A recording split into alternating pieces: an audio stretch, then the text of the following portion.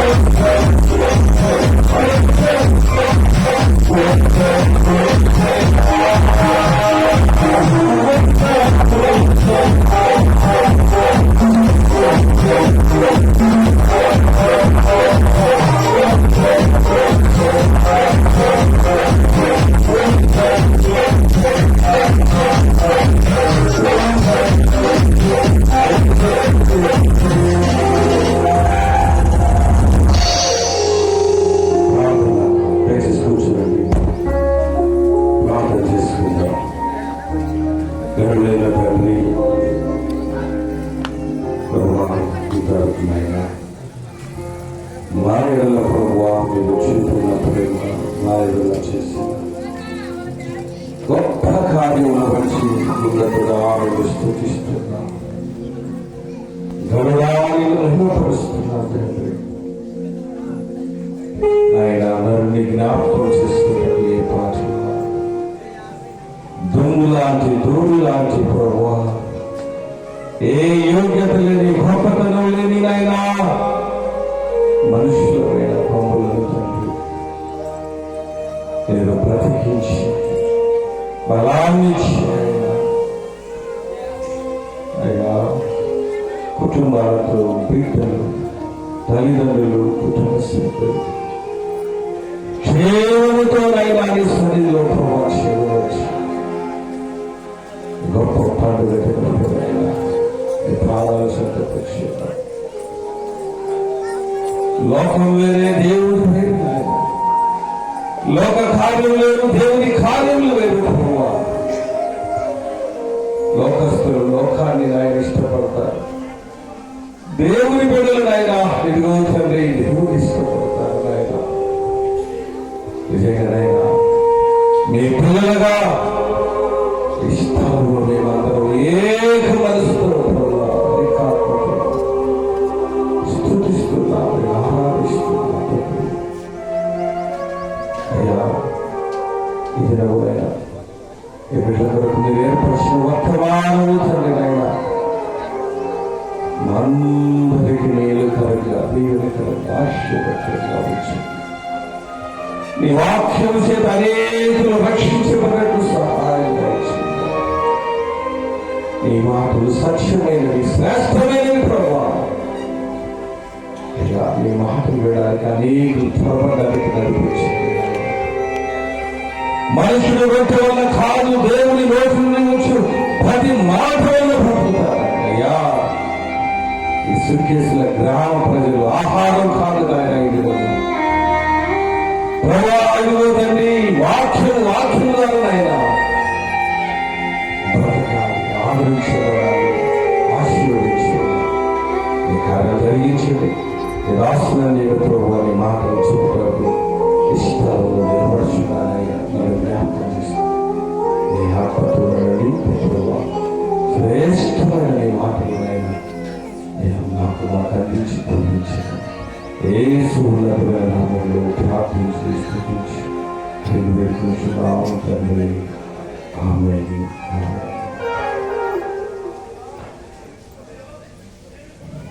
ప్రభునందు ప్రియ దేవుని బిడ్డలారా, ఈ రోజు ఈ సుకేసుల గ్రామంలో వందలు వేల మంది ప్రజలు గుమిగూడి ఉన్నారు, లేదా ఈ గ్రామంలో చేర్చబడి ఉన్నారు. దానికి గల కారణం ఏంటంటే గ్రామంలో పండుగ ఏర్పాటు చేసుకొని గ్రామంలో అందరూ దేవుని స్తుతించి ఆయన ద్వారా దీవెనలు పొందుకోవాలని ఆశించారు. కానీ సాతాను అడ్డుకట్టేశాడు, అందరినీ సాతాను అడ్డుకట్టేశాడు. ఏంటి అడ్డుకట్టేవారో చెప్పగలరా? మాంసం అని అడ్డుకట్టేశాడు, మంచి తిండి అని అడ్డుకట్టేశాడు, వంటకాల ద్వారా దేవుడి దగ్గరికి దూరం అయిపోయి వంటలు చేసుకుంటున్నారు. మీరు వినండి, ఇప్పుడు దేవుడు పెట్టారా, మనం ప్రతిరోజు తిండి తింటూనే ఉంటాం. ఒక్కరోజు దేవుడి కొరకు మనము ఆశ కలిగి వస్తే దేవుడు నీ కుటుంబంతో ఉండడానికి ఇష్టపడుతున్నాడు. ఒకవేళ తిండి తింటే నీ కడుపు నిండొచ్చు, కానీ దేవుని ఆశీర్వాదాలను పొందుకోలేవు. దేవుని యొక్క ఆశీర్వాదాలు ఎట్టి పరిస్థితుల్లో కూడా నీకు దగ్గరకు రావు. దాని గల కారణం ఏంటంటే వినండి. నంబర్ 1, ఆయుష్ ఇస్తున్న దేవుణ్ణి, ఆరోగ్యాన్ని ఇస్తున్న దేవుణ్ణి, ఈ లోకంలో నిన్ను పోషిస్తున్న దేవుణ్ణి, ఈ లోకంలో నేను నడిపిస్తున్న దేవుణ్ణి మీరు జ్ఞాపకము చేసుకోవాలని దేవుడు మరి గుర్తు చేస్తున్నాడు. దావీదు అంటాడు, నా ప్రాణమా యెహోవాను సన్నిధించుము, నా అంతరంగంలో ఉన్న సమస్తమా ఆయన పరిశుద్ధ నామమును సన్నిధించుము, నా ప్రాణమా యెహోవాను సన్నిధించుము, ఆయన చేసిన ఉపకారంలో దేవుని మరొకము అన్నాడా? లేకపోతే నా ప్రాణమా తిరుగు త్రాగము శుద్ధించమని ఒక ఆయన అన్నాడు. ఈ పండగ అంటే ప్రాణమా తిరుగు త్రాగము శుద్ధించము, ఇది పండగ. మనకు ఇది పండగ కాదండి. నేనంటాను ఇది దండగ అంట. నేను పండగ దండగ అంటే, ఎందుకంటే దావీదు చెప్పినట్టుగా తన ప్రాణముతో ఆయన చేసిన ఉపకారములను దేనిని మరిచిపోకుండా దేవుని సన్నిధిలో జ్ఞాపకము చేసుకునేవాడే దేవుని కృష్ణుడు. చూడండి, ప్రాణాన్ని దేవుని ద్వారా సంతోషపరచడానికి మనం చేసుకోవాలి. మన ప్రాణాత్మ దేహములు ఎలా ఉండాలంటే ప్రభువునందు శ్రేష్టమైనటువంటి దీవెనలు పొందుకున్నట్లుగా మనము ముందు కొనసాగాలి. మన జాగ్రత్తగా గమనించినట్లయితే పండగ అంటే నీకు సంతోషమేమో కానీ పండగ అంటే దేవునికి సంతోషం ఉండదు. దేవునికి సంతోషమైంది ఒకటే, అందరూ కూడా దేవుని యొద్దకు రావాలి, దేవుని మాట వింటేనే ఆయనకు సంతోషం. ఇది గుర్తు పెట్టుకోండి. ఎన్నో విధాలుగా పండుగ చేసుకుంటే నీకు సంతోషం కానీ దేవునికి సంతోషం కాదు. కానీ మన పండుగలు ఎవరు సంతోషపడాలి చెప్పండి? మీరు చెప్పండి అమ్మా. దేవుడు సచ్చుండి ఎంతో సంతోషించాలి, ఆయనకు ఇష్టంగా ఉండాలి. ఎందుకు నేను ఈ మాటలు చెబుతున్నానంటే, పండగ చేసుకుంటా కానీ ప్రభు మన దగ్గర ఉన్నాడు, అదే బాధ. ఎందుకున్నాడు చెప్పండి? ఎందుకున్నాడు ప్రభు మన దగ్గర? ఆయనకి ఇష్టమైన పనులు చేస్తే మన దగ్గర ఉంటాడు. ఆయనకి ఇష్టమైన పనులు చేయకపోతే దూరంగానే ఉంటాడు. దగ్గర ఉంటాడు, మన దగ్గరకు వస్తాడా? రాడు దేవుడు. కనుక మనము లోకానుసారమైన విధంగా మనము ఎప్పుడు ఆలోచన చేసుకోకూడదు. దైవికానుసారమైనటువంటి రీతిలో మనము ఆలోచించి ముందుకు వెళ్ళాలి. చూడండి, హబక్కూకు గ్రంథంలో చక్కటి మాటలు రాస్తారు. 3వ అధ్యాయం 2వ వచనంలో చూస్తే, హబక్కూకు రాసిన గ్రంథము 3వ అధ్యాయం 2వ వచనం, యెహోవా నిన్ను గూర్చిన వార్త విని నేను భయపడుచున్నాను. యెహోవా సంవత్సరములు జరుగుచుండగా నీ కార్యము నూతన పరుచుము, సంవత్సరములు జరుగుచుండగా దానిని తెలియజేయము, కోపించుచుని వాత్సల్యమును జ్ఞాపకమునకు తెచ్చుకొనుము. అంటాడు యెహోవా హబక్కూకు. చూడండి, మరి యొక్క ప్రవక్త హబక్కూకు చక్కటి వాడు, యెహోవా నిన్ను గూర్చిన వార్త విని నేను భయపడుచున్నాను. ఈరోజు ఈ భయం నీకుందా? దేవుని గూర్చినటువంటి భయము మన జీవితాల్లో కనపడుతుండేది దినాల్లో. ఎందుకంటే మనము దేవుని యొక్క మాటను వినే పరిస్థితుల్లో లేవు, మనం ఆలోచించే పరిస్థితులు లేవు, తెలుసుకునే పరిస్థితులు లేవు. దేవుని గురించిన వార్త వినేవాళ్ళు తక్కువైపోయారు. చూడండి, ఇప్పుడు ఈ వార్త వినాలి ఎంతమంది వచ్చారు? మీ సంఘంలో ఒక 400 మంది ఉంటారు. గట్టిగా లెక్కేస్తే ఒక 100 మంది అన్నా కూడా కష్టమే. ఎందుకంటే దేవుని వార్త వినాలని, దేవునికి భయపడాలని, దేవునితో జీవించాలన్నటువంటి ఆశ కలిగిన వాళ్ళు చాలా మంది తక్కువగా కనిపిస్తున్నారు. రండి, ఎందుకు మనము దేవుని వార్త వినాలి, ఎందుకు దేవుని వాక్యం వినాలి అని మనం ఆలోచన చేస్తే, దేవుని వాక్యం అంట, కీర్తనకారుడు అంట, నీ వాక్యమే నన్ను బ్రతికించును, బాధలలో నెమ్మదినిచ్చును. వినండి దేవుని బిడ్డలారా, నిన్ను బ్రతికించేది దేవుని వాక్యము, నెమ్మదిచ్చేది దేవుని వాక్యము, నీకు వెలుగునిచ్చేది కూడా దేవుని వాక్యం, దేవుని వార్త. నిన్నే కాదు, నీ కుటుంబాన్ని కూడా వెలిగించేది దేవుని వాక్యము. నిన్నే కాదు, నీ కుటుంబాన్ని బ్రతికించేది దేవుని వాక్యం. అందుకని దేవుని గురించిన వార్త విన్నప్పుడు అని ఏం చేయాలంట? భయపడుచున్నాను. అందుకే 108 కీర్తనలు, యెహోవా యందు భయభక్తులు కలిగి ఆయన త్రోవల్లో నడుచువారు ధన్యులు అంటాడు. దేవుని యందు భయభక్తులు కలిగి ఉండాలి. అంత మాత్రమే కాదు, అక్కడ అంటాడు ఆయన త్రోవలలో నడిచేవారు ధన్యులు. నడవాలి, దేవుని కొరకు నడిచేవారు. ఎంతమంది నడుస్తున్నారు దేవుని కొరకు? నామకార్థంగా కాదు, భయభక్తులతో ఆయన సన్నిధిలో మనము నడవాలంట.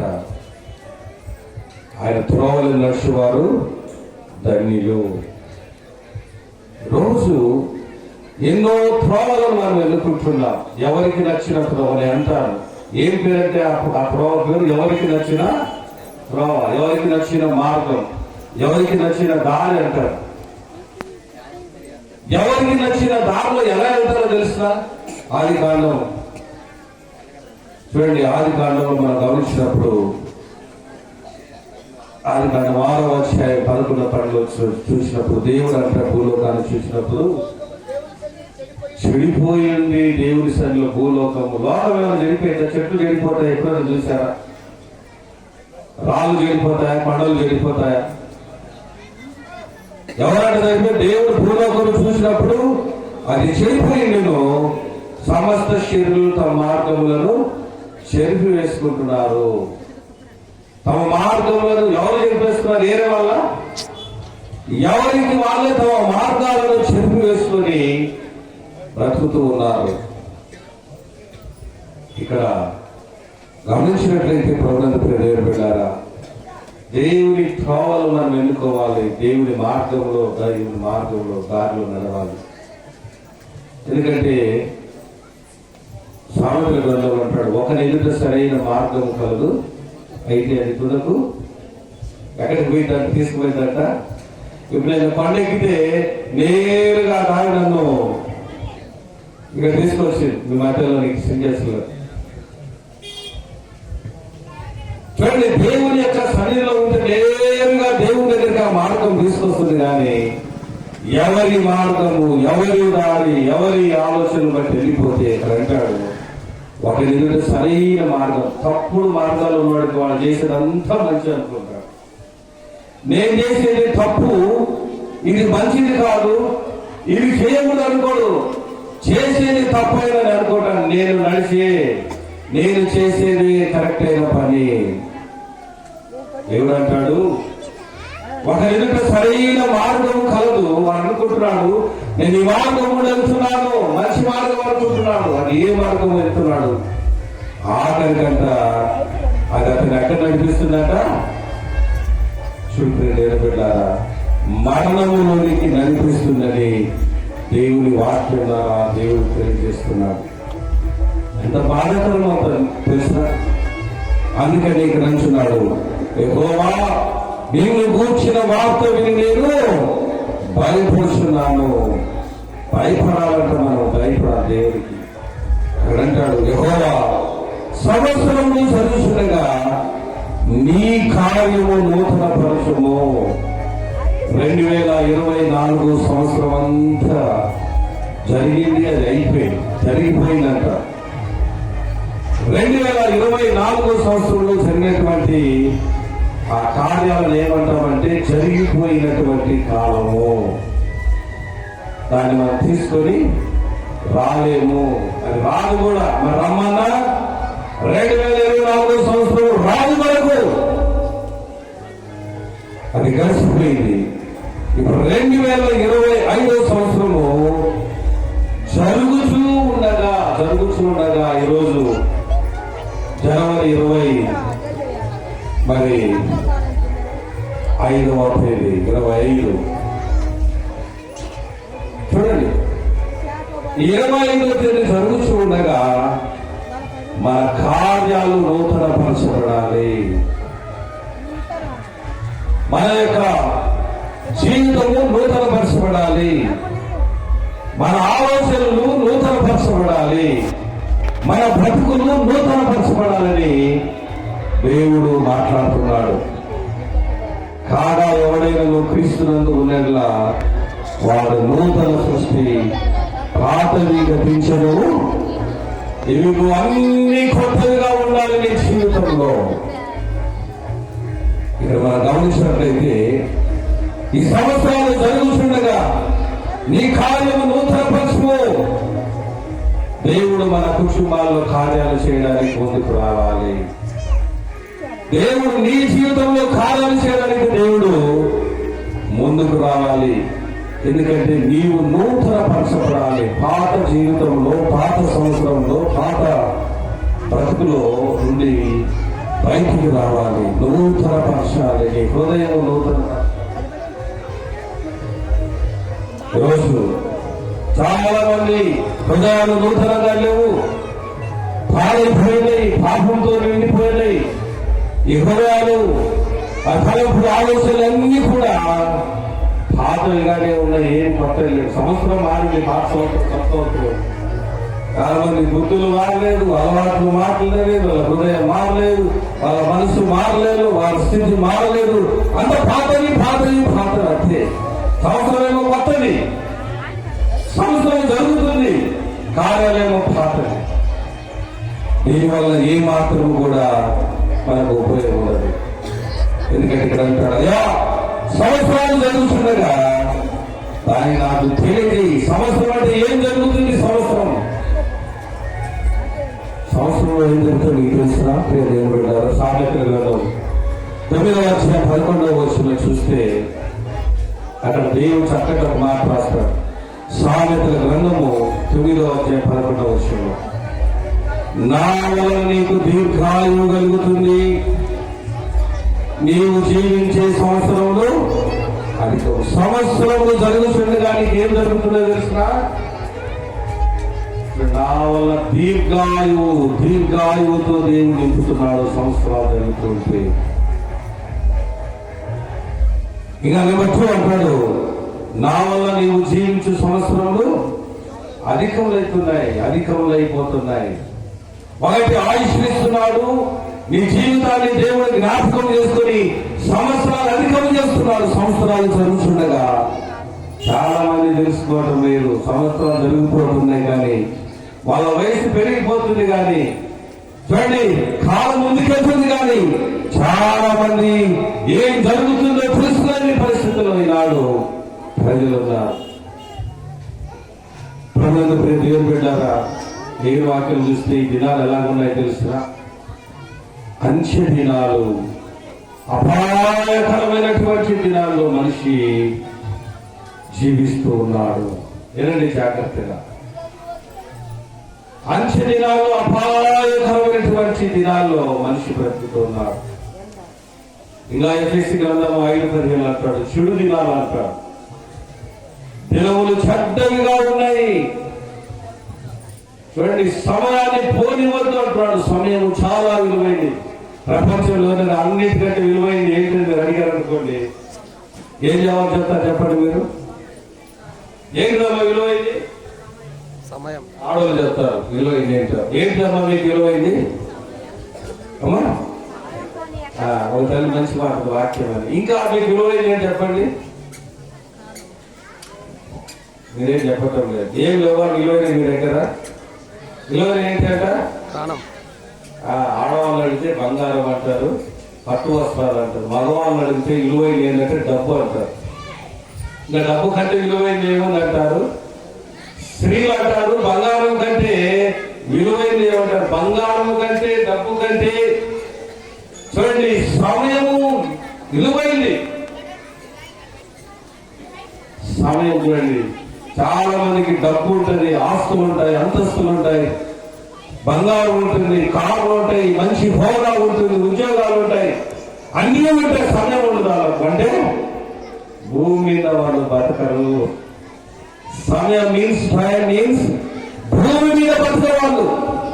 సమయం లేదు. నవ్వాలా తిరిగి సమయం చెడిపోతారు, సమయం లేదు. ఈరోజు దేవుడు సంవత్సరాలు జరుగుతుండగా నీకు సమయం ఇస్తున్నాడు, సమయం ఆయుష్నిస్తున్నాడు, నీ సంవత్సరాలు అధికం చేస్తున్నాడు. కానీ మనుషులు దీన్ని దృష్టిలో పెట్టుకోవడం లేదు. ఇదంతా నా బలం, బతికానంటే నా తిండి, నా బలము, నాకున్న ఆరోగ్యము, నాకున్న స్థితి ఎవరైనా బతుకుతున్నాను అనుకుంటారు చాలా మంది. నీ ఆరోగ్యం నిన్ను బతికించలేదు, నీకున్నది ఏది నిన్ను బతికించలేదు. ఎవరంట బతికించేది? నా వలన నీవు బ్రతుకుతావు, దీర్ఘాయు బతుకుతావు అని దేవుడు అంటున్నాడు. ఈ భయంకరమైనటువంటి దినాలలో మనుషులకు సంతోషాన్ని, మనుషులు ఉత్సాహాన్ని కోరుకుంటున్నారు. ఉరుగతులు ఊగించేటువంటి స్థితి కావాలనుకుంటున్నారు. తాత్కాలికమైన ఆనందం కోసం పరుగులు పెడుతున్నారు. వినండి ప్రియమైన బిడ్డలారా, తాత్కాలికమైనటువంటి సంతోషం కోసం చెడిపోతున్నారు మనుషులు. సమయం చూస్తే భయంకరంగా ఉంది. కానీ అందుకని ఇక్కడ అంటాడు, చూడండి జెఫన్యా గ్రంథము 2వ అధ్యాయము 1వ వచనం అంటాడు, ప్రజలంతా కూడా ఎంజాయ్మెంట్కు అలవాటు పడి చూడండి సంతోషానికి సమయం ఇస్తూ చాలా మంది విలువైన సమయాన్ని పోగొట్టుకుంటున్నారు. అందుకని అంటున్నాడు, సిగ్గుమాలిన జనులారా కూడి రండి. ఆమె అందరం చేసుకోండి. పొట్టు గాలికి ఎగిరిపోయినట్లు సమయము గతించుతున్నది. సిగ్గుమాలిన జనులు ఉన్నారంట లోకంలో. ఈ సిగ్గుమాలిన జనులు దేవుడు అంటున్నాడు, మీరు కూడి రండి. దూరం దూరంగా ఉన్నారు దేవునికి, మీరు ఎక్కడెక్కడో ఉన్నారు దేవునికి దూరంగా, సిగ్గుమాలినటువంటి స్థితిలో ఉండి దేవునికి దూరంగా ఉన్నారు. మీరందరూ కూడా కూడి కలిసి రండి, దేవుని దగ్గరికి కలిసి రండి. ఎందుకు తెలుసునా? పొట్టు గాలికి ఎగిరిపోయినట్లు సమయం ఈ రోజు ఉన్నోడు రేపు ఉంటాడో లేదో తెలియదు. కొత్త కారు కొనుక్కున్నారు 5 మంది కుటుంబ సభ్యులు. 30 లక్షలు పెట్టి కొత్త కారు కొనుక్కున్నారు. పాపం ఎంత ఆనందంగా నవ్వుకుంటూ సంతోషంగా వాళ్ళు కొనుక్కున్నారు కారు. వారి ఇంటికి తీసుకొస్తున్నారు కారు. అది ఏం జరిగిందో ఏమో, ఒక పెద్ద టర్బో యాక్సిడెంట్ అయింది. ఈ ఇంత పెద్ద కొత్త కారు టర్బో కిందికి వెళ్ళిపోయి దూసుకొని మధ్యలోకి వెళ్ళిపోయి 5 మంది స్పాట్ లో చనిపోయి 5 మంది మా కుటుంబ సభ్యులు. కొత్త కారు షోరూమ్ నుంచి ఇంటికి తెస్తున్నారు, మధ్యలోనే వారి ప్రాణాలు చూడండి అనంతలోకంలో తీసుకుపోయాయి. వారు అనుకున్నారు ఈ కారు తీసుకొని సంతోషంగా తిప్పాలనుకున్నారు.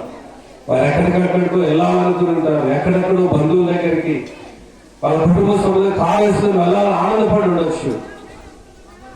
చూడండి వారికి ఏం లేదంట, సమయం లేదు. పొట్టు మన ముందు ఉన్న పొట్టు ఒక గాలిస్తే ఎగిరిపోయినట్లుగా భయంకరంగా సమయం గతించిపోతుంది. ఎవరి జీవితంలో ఎప్పుడు ఏం జరుగుతుందో తెలియని స్థితిలో ఉన్నారు, బిక్కుబిక్కుమని ఉన్నారు ఈ దినాల్లో. ప్రపంచం నలుదిక్కుల్లో ఎక్కడ చూసిన మనుషులు భయంతో ఉన్నారు. కానీ మనమైతే ఎలాగున్నాం తెలుసా? అక్కడ అంటాడు, విధి నిర్ణయం కాకమునిపే యెహోవా కోపాగ్ని వీడికి రాక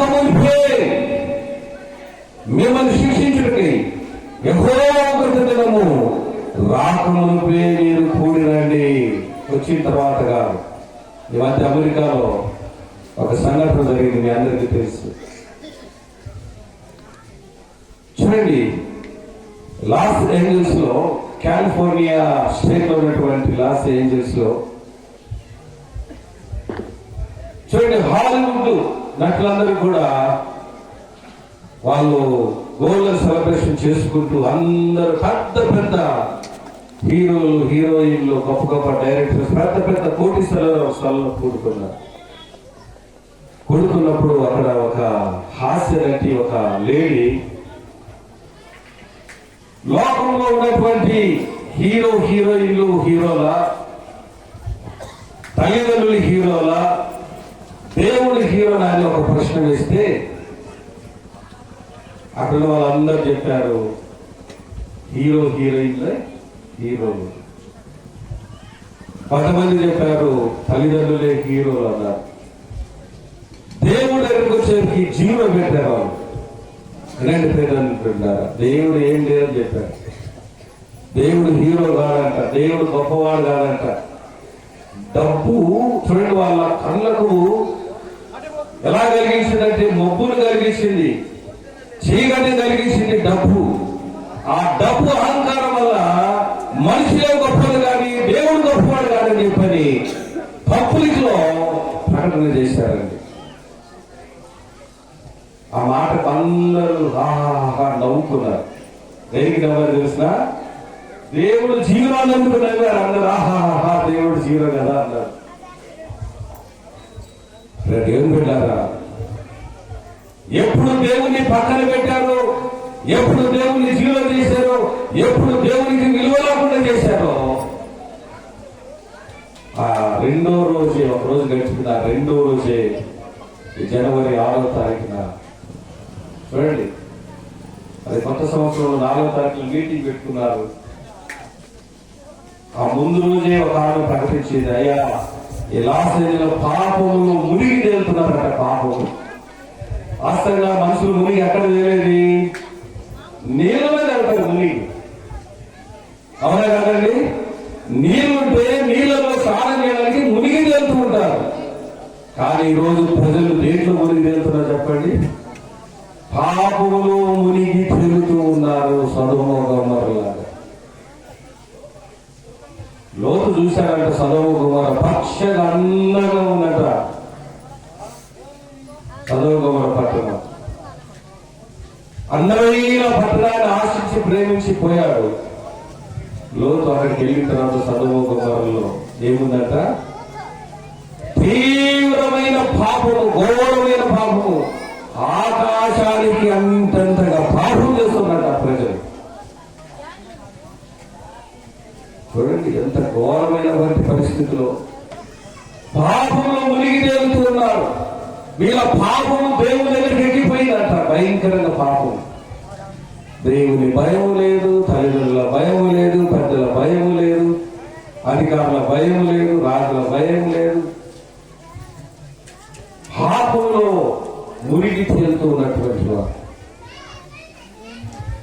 దేవుని బిడ్డారా, దేవుడు చూశాడు చూశాడు చూశాడు, ఓపిక పట్టాడు. ఒకరోజు ఏం చేశాడు తెలిసిన? ఆ పట్టణం మీదకి అగ్ని గంధకాలను కుమ్మరించాడు, అగ్నిని పెట్టాడు, అగ్ని గంధకాలు. అంతే.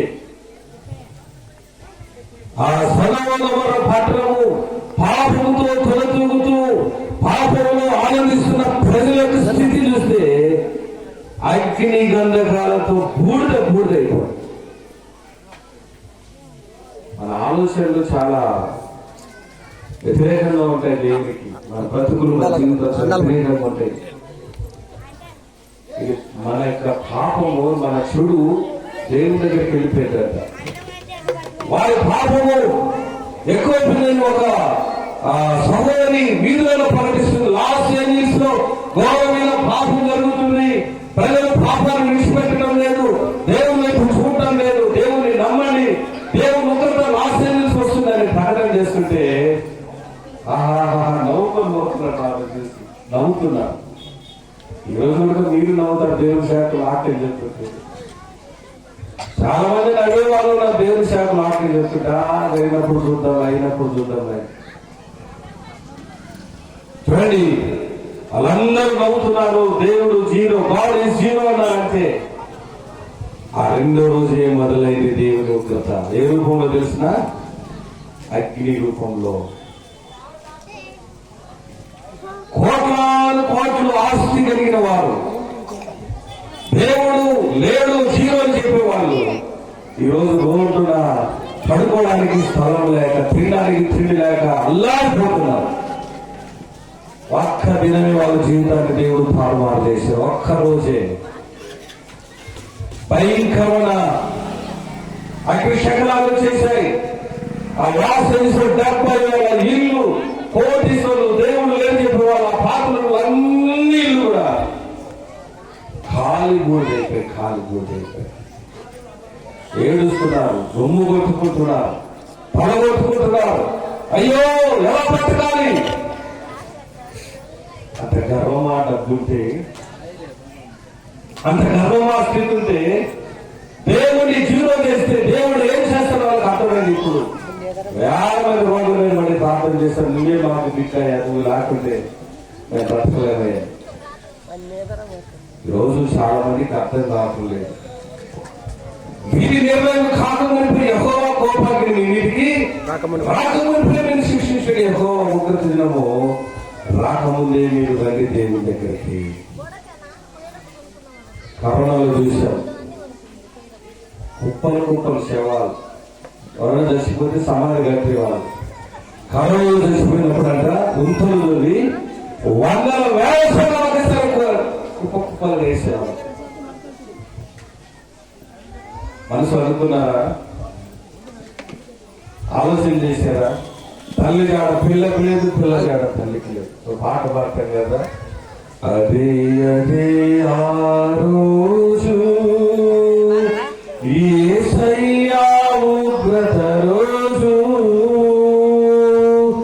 ఏడేళ్ల శ్రమల రోజు, పాపులంతా ఏడ్చే రోజు, అదే అదే ఆ రోజు, తల్లి జాడ పిల్లకు లేక, పిల్ల జాడ తల్లికి లేక, తల్లి జాడ పిల్లకు లేక, పిల్ల జాడ తల్లికి లేక, చెప్పుకొకరై పుట్టకొకరై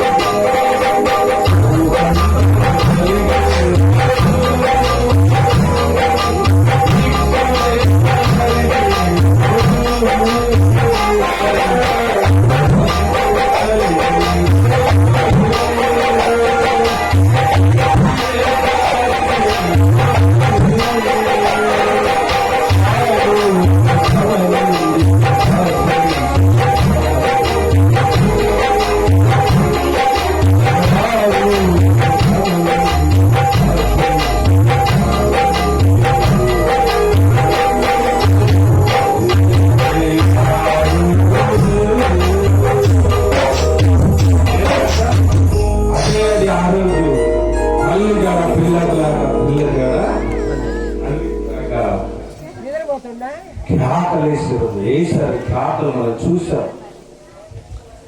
ఆ కరోనా అంటేనే గడగడ ఒలిగిపోయాం మనం. బండలలో ఉన్న బయటికి రాలేదు మీరు. భయము భయము భయం. అయినా తెలుసుకుంటారా దేవుని?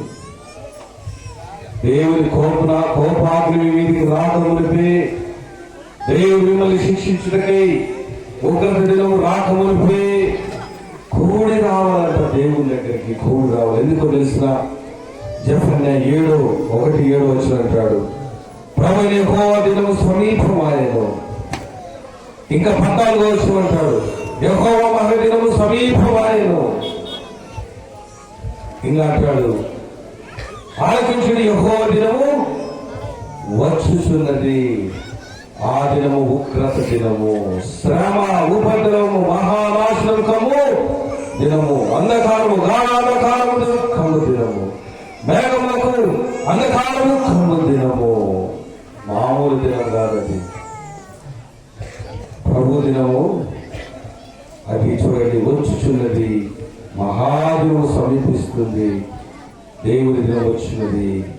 పరాక్రమశాలులు మహారోదన చేయాలంట, ఏడవాలంట ఒక్కొక్కరు.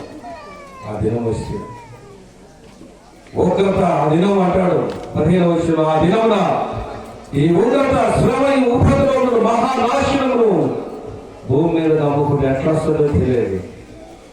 తూర్పు నుంచి వస్తుందా, పడవ దిక్కు నుంచి వస్తుందా, దక్షిణ దిక్కు నుంచి వస్తుందా, ఉత్తర దిక్కు నుంచి వస్తుందా, ఏ దిక్కు నుంచి వస్తుందో ఎవరికి తెలియదంట.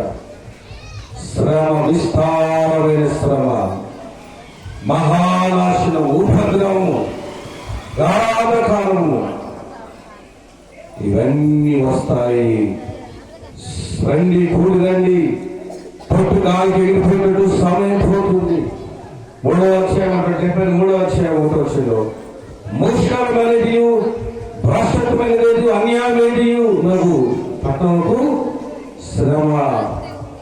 దేవుని మాట ఆలకించరు, శిక్షకు లోబడదు, యెహోవాయందు విశ్వాసం ఉంచదు, దాన్ని దేవుని వద్దకు రాదు.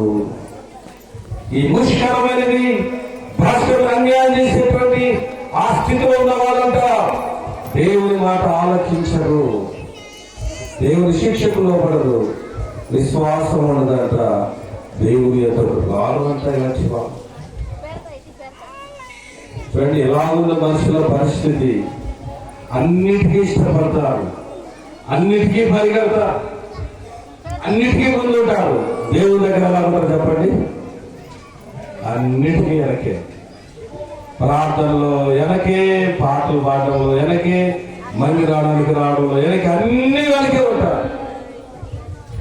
ముందుకు వచ్చే వాళ్ళు లేదు చాలా మంది. అందుకని హబక్కు గ్రంథం అంటాడు 4వ అధ్యాయం 1వ వచనంలో చూడండి, హోషేయ గ్రంథంలో చూడండి, హోషేయ గ్రంథం 4వ అధ్యాయంలో 1వ వచనం అంటాడు,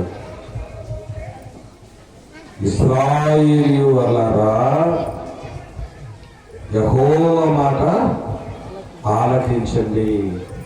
సుంకేసుల ప్రజలారా, ఓ స్త్రీలారా, పురుషులారా, యెహోవా మాట ఆలకించండి.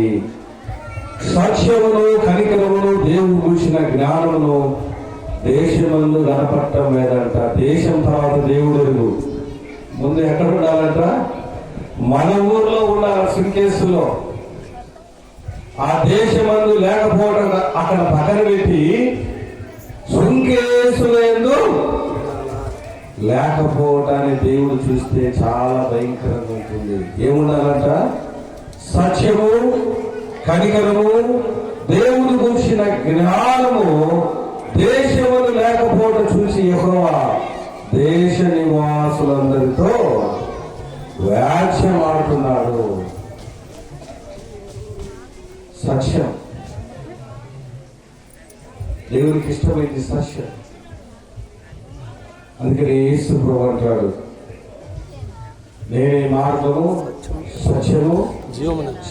సత్యం అనగా యేసు క్రీస్తు వారు మన జీవితంలో ఉండాలి. రెండోది అంటాడు, కనికరము కూడా ఉండాలి మనుషులకు. కనికరము, ఎంతమంది కనికరం కలిగి గుణం కలిగిన వల్ల నాకు తెలియదు, కానీ ఎప్పుడైనా ఆపదలో, ఇబ్బందుల్లో, కష్టాల్లో ఉన్న వాళ్ళకి మీరు సహాయం చేశారా? అయ్యో పాపం కష్టాల్లో ఉన్నారు, బాధలని చూసి దూరం అయిపోయారు.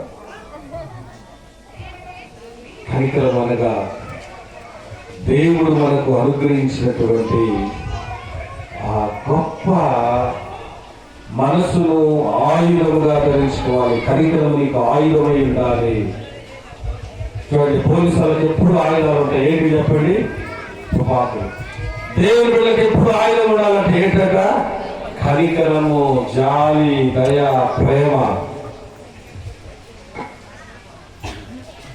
జాలి, దయ, కనికరము, ప్రేమ ఆయుధాలుగా ఎప్పుడు మన దగ్గర ఉండాలి. ఎక్కడ ఉండాలి చూసినా? మన జోబులో కాదు, మన బ్యాగులో కాదు. ఎక్కడ ఉండాలి? అన్ని మన హృదయంలో ఉండాలి. వెంటనే బయటికి రావాలి. కనికరము, ప్రేమ, శాంతి. ఈరోజు చాలా మంది జీవితంలో ప్రేమ లేని వాళ్ళు బతుకుతున్నారు. చూడండి, ఇష్టమైతే ప్రేమిస్తారు, కష్టమైతే దూరం అవుతారు. నిజంగా దేవునికి మనము దేవుని ప్రేమించాడు, దూరమైన దగ్గర దేవుడు.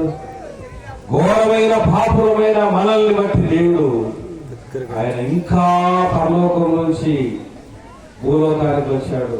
మనం ఏమో చేస్తాం తెలిసిన? వాళ్ళు చెడ్డవాళ్ళు, వీళ్ళు చెడ్డవాళ్ళు, వాళ్ళు చెడ్డవాళ్ళని అనేక మంది చూపిస్తాం. వాళ్ళలాంటి వాళ్ళు, ఇలాంటి వాళ్ళు అనేక మంది చూపిస్తున్నాం. కానీ మనం ఎలాంటి వాళ్ళమో తెలుసుకున్నామా? ఒకవేళ ఇప్పుడు చూపిస్తే 2004 చూస్తే చెప్పండి. 4 ఇది కాదంటే మనం చూపించాల్సింది దేవుని యొక్క ప్రేమ చూపించాలి, దేవుని కనికరం చూపించాలి. ఎంతో మంది అభాగ్యులు ఉంటారు, దిక్కులేని వాళ్ళు ఉంటారు, తల్లిదండ్రులు లేని వాళ్ళు ఉంటారు, విధవరాలు ఉంటారు. వాళ్ళకి మనం సహాయం చేయాలి, విధవరాలకు సహాయం చేయాలి.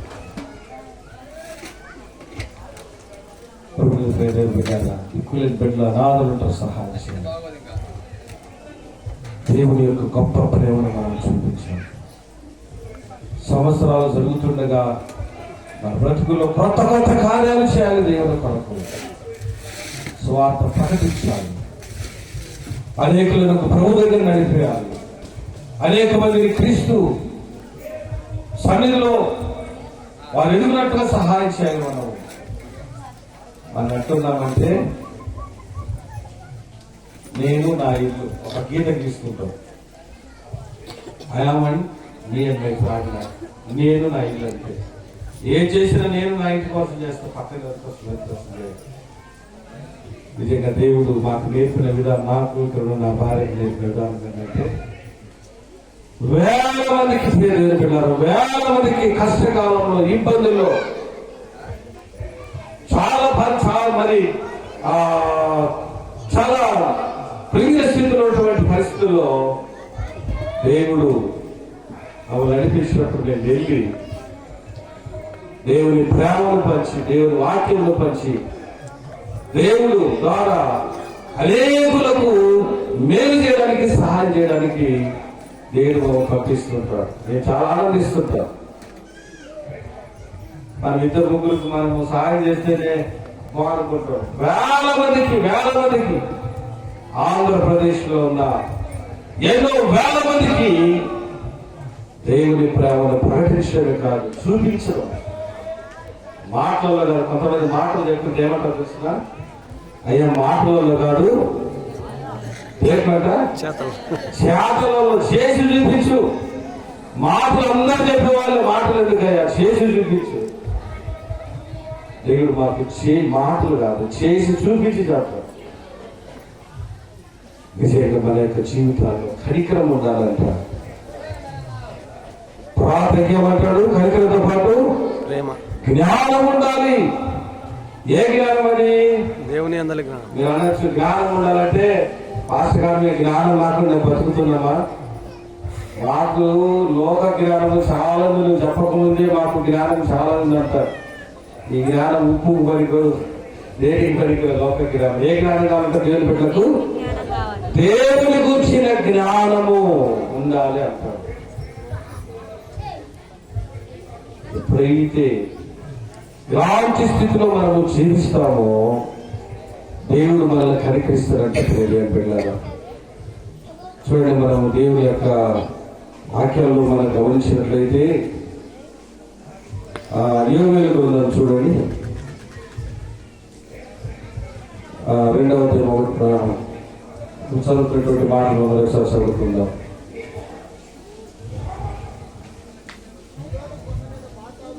యోవేలు గ్రంథం చూడండి, యోవేలు గ్రంథం 2వ అధ్యాయం వచ్చి చదవండి. సియోను కొండ మీద బాగా ఊదుడి, పరిశుద్ధ పర్వతం మీద హెచ్చరిక నాదం చేయుడు. 12వ వచనంలో ఇప్పుడైనను మీరు ఉపవాసం ఉండండి. ఇప్పుడు మనం పండుగలు చేస్తుంటే ఎలాగ పండుగలు చేస్తున్నాం తెలిసిన యెషయా గ్రంథంలో చక్కగా మాట్లాడుతున్నాం. 1వ అధ్యాయం చూస్తే యెషయా గ్రంథము 1వ అధ్యాయంలో చూస్తే నేను చెప్తాను మాటలు జాగ్రత్తగా ఆలోచించండి.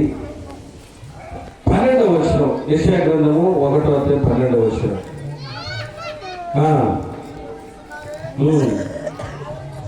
ఇక్కడ అంటాడు, నా సన్నిధిలో కనబడాలని మీరు వచ్చుచున్నారే అని 14వ వచనంలో, మీ అమావాస్య ఉత్సవములు నియామక కాలం నాకు హేములు, అవి నాకు బాధకరము, వాటిని నేను సహింపక విసిగిపోతున్నాను. ఏ వలన? దేని వల్ల అంట? అక్కడ అంటాడు 11వ వచనంలో, యెహోవా సెలవిస్తున్న మాట ఇదే, విస్తారమైన మీ బలులు నాకేలా, దహన బలులకు పొట్టేలను బాగా మేపిన దూడలకు నాకు ఎక్కసమైపోతుంది. కోడెల రక్తము అందైనను, గోరపిల్ల రక్తమైనను, మేకపోతుల రక్తమైన నాకు ఇష్టం లేదు. క్లియర్గా దేవుడు చెప్తున్నాడు, మీరు చేసే పండుగల విధానం నాకు ఇష్టం లేదు. అసలు నా సన్నిధి కనబడలేని ఇదిగో మీరు వస్తున్నారు, నా అవరం తగ్గడం రమ్మనేవాడు. పండుగ లేవన్న దేవుడు అక్కడ అంటాడు. ఎందుకు తెలిసిన? ఎందుకంటాడు ఆ మాట? 15వ వచనం అంటాడు, మీరు మీ చేతులు చాపున్నప్పుడు మేము మిమ్మల్ని చూడక నా కళ్ళు కప్పుకొదును. మీరు బహుగా ప్రార్థన చేసిన నేను వినను. మీరు చేతులు చాపినా మీరు చూడండి, అక్కడ అంటారు ప్రార్థన చేసినా నేను వినను అని. ఎందుకంటే అక్కడ అంటాడు, మీ చేతులు రక్తముతో నిండి ఉన్నాయి, మిమ్మల్ని మీరు కడుక్కోండి, శుద్ధీకరించుకోండి. అయితే మనం శుద్ధి లేకుండా పండుగలు చేస్తున్నాం. పండుగలు చేస్తే దేవుడు ఎందుకు ఆలోచించాడంటే, ఎందుకు నాకు ఇష్టం లేదని చెప్తున్నాడంటే, మనము శుద్ధి లేకుండా మన చేతులు రక్తంతో మిమ్మల్ని కడుక్కోండి, శుద్ధి చేసుకోండి, మనము పవిత్ర పంచుకొని దేవుని దగ్గరికి రావాలి.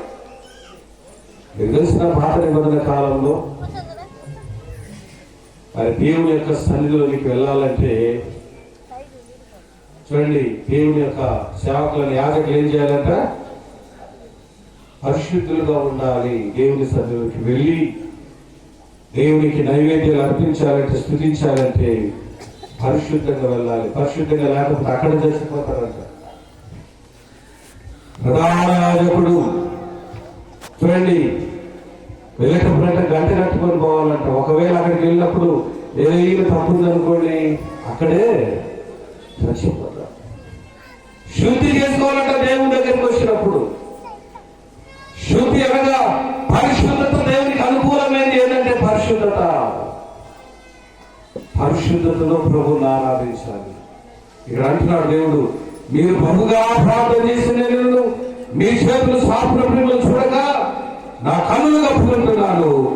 మిమ్మల్ని కడుక్కొని శుద్ధి చేసుకోండి, మీ దుష్క్రియలు నాకు కనపడకుండా వాటిని తొలగించుకొని పండగ చేయండి. దుష్క్రియలు, చెడ్డ క్రియలు, చెడ్డ మాటలు ఏమి ఉండకూడదు.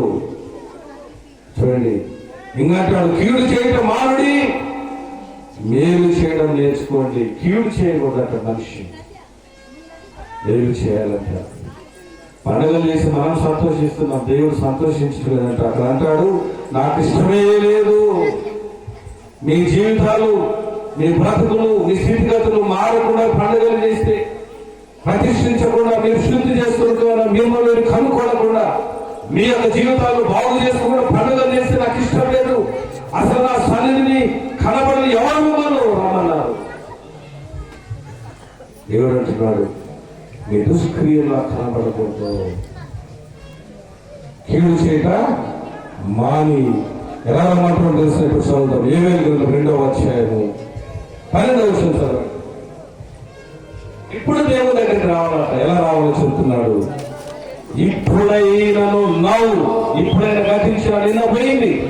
ఇప్పుడైనను మీరు ఉపవాసం ఉండి కన్నీరు విడిచుచు దుఃఖించుచు మనస్ఫూర్తిగా నా యొక్కకు రండి. ఇప్పటికైనా మించిపోయింది లేదు.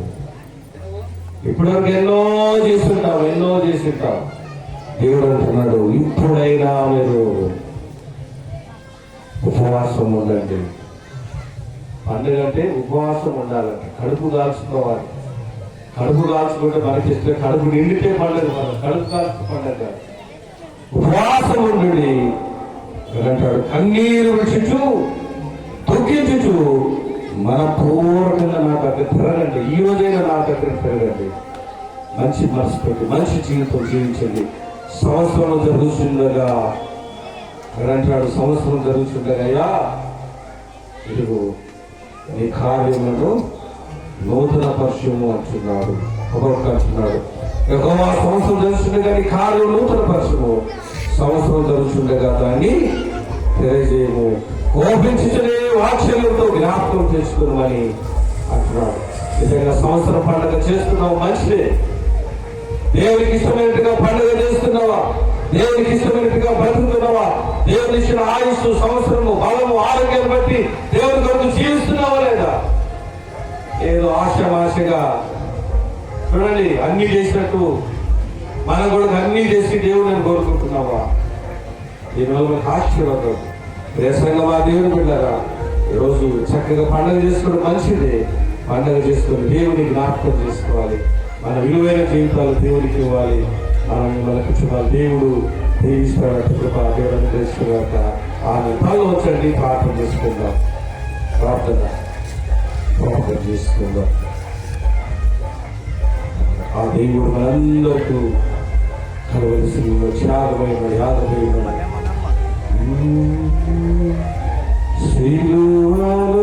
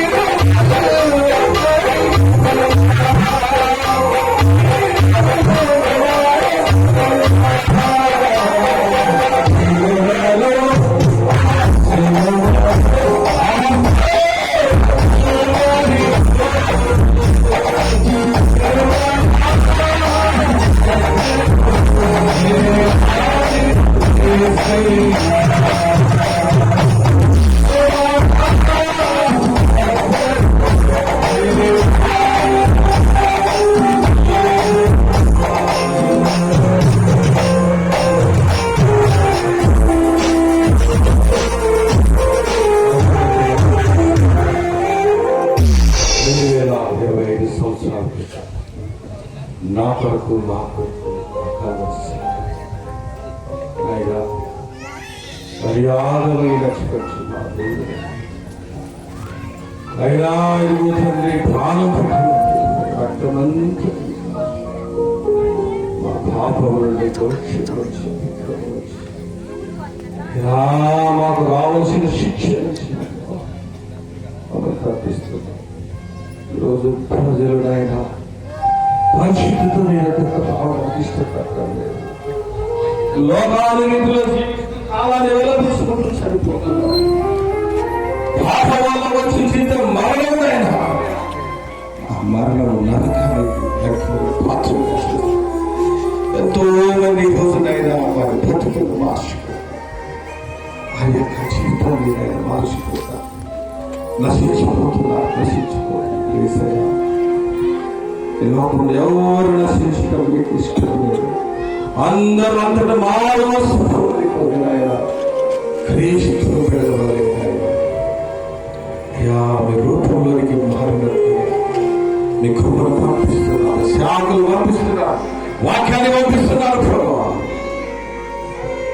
అయినా మీ వాక్యాన్ని భయపడాలి, మీ వాక్యానికి లోబడాలి. ప్రభు మీ వాక్యానికి మా హృదయాలు స్పందించాలి.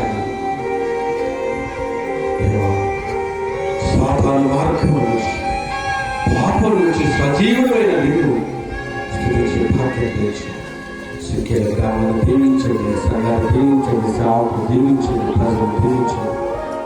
అయ్యా పండుగ పెట్టుకున్నారు కానీ వందల మంది దగ్గర ఉన్నారు. ఆయన నీ సన్నిధిని ఆయన వారు కోరుకోలేదు, జరగకూడదు. ఆయన అందరూ చిన్నపిల్లలు, యవనస్తులు, పెద్దలు అందరూ ఇక్కడ ఉన్నారు. ప్రభు అది నీకు సంతోషం. దీవించండి ప్రభు. కష్టజీవులు తండ్రి అనేక ప్రాంతాలకు వెళ్ళి పనులు చేసుకున్నప్పుడు వారు తోడుగా ఉండండి. అయినా వారి కష్టార్జితాన్ని ఆశీర్వదించండి, రాకపోకలు దీవించండి. వారి యొక్క నాయన కుటుంబాల్లో సమస్తంగా ఆశీర్వదించండి. ఏ కొదవ ఉండకూడదైనా క్రీస్తునందునైనా కలిగిన గొప్ప ఐశ్వర్యము భూమాపిడలు పొందుగా. అనేకులు క్రీస్తు వైపు చూస్తూ వారి జీవితాన్ని కొనసాగించి నడిపిస్తున్న పాస్టర్ సామ్రాజ్ గారు వాళ్ళని జ్ఞాపకం చేసుకుని పెద్దలు జ్ఞాపకం చేసుకుంటూ విలువైన మాటలు మా హృదయాలు ఉంచారు. ఆ మాటలు చక్కసారిలో వచ్చిన ప్రియులు సునీల్ అందరూ పాటలు వచ్చింది వేస్తున్నాడు ప్రార్థించండి. నా తండ్రి ఆమె దేవుడు బిడ్డారా, నిజంగా నిజంగా పెద్దలు దేవుని సేవకులు ఎంతో ప్రేమతోటి మీరు ప్రేమించి ఈ యొక్క దినమందు దేవుని వర్తమానం చూడకుండా నుంచి ప్రత్యేకంగా నా హృదయ వందనాలు చేస్తున్నాను. మిమ్మల్ని చూడాలంటే నాకు ఎప్పుడూ సంతోషమే. ఎందుకంటే మీరు దేవుడు మమ్మల్ని అలా మా హృదయాల్లో మరి దేవుడు మిమ్మల్ని జ్ఞాపకం చేస్తుంటాడు. మీ కొరకు మేము ప్రార్థన చేస్తుంటాం. నిజంగా దేవుడు ఇచ్చిన ఈ ప్రేమ, రెండోది బంధం, ప్రేమ బంధం, ఈ రెండింటిని బట్టి మేము మమ్మల్ని బట్టి ఎంతో ఆనందిస్తుంటాం. మరి మా కొరకు కూడా మీరు ప్రార్థన చేయండి. ఇంకా అత్యధికంగా దేవుడు మీ